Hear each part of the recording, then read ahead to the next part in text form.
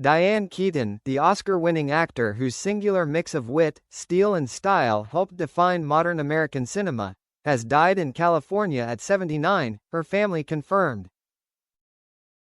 Tributes from across film, television and fashion poured in as colleagues hailed a peerless original who reimagined both screen comedy and women's style. Keaton rose to prominence in the 1970s, first as Kay Adams opposite Al Pacino in Francis Ford Coppola's The Godfather, then as the mercurial title character in Woody Allen's Annie Hall, which won her the Best Actress Oscar and stamped her menswear-centric look into pop culture.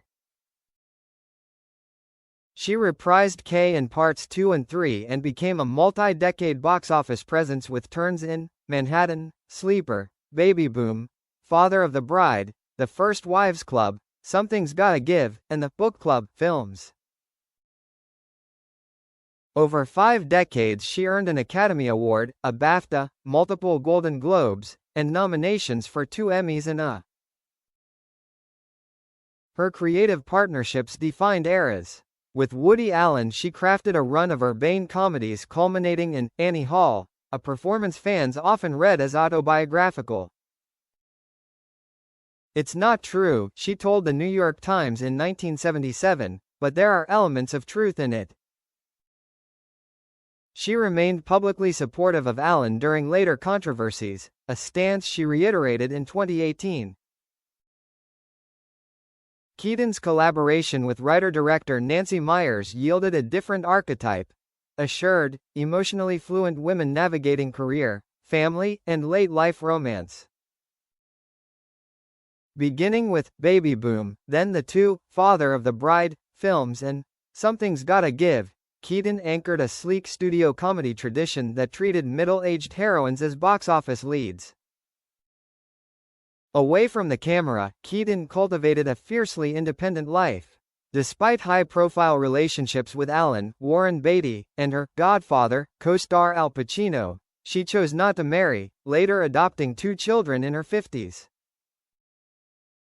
In a 2019 interview she called herself an oddball, and said she was really glad she never wed, framing singlehood as a conscious and contented choice. She also confronted personal struggles in public. Keaton spoke and wrote about the bulimia that overtook her early career, describing binges of up to 20,000 calories a day during her 20s and the difficult path to recovery experiences she later revisited in her memoir, Then Again.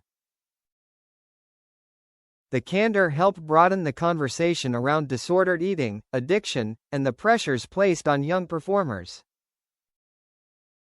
News of Keaton's death prompted swift remembrance from peers and admirers.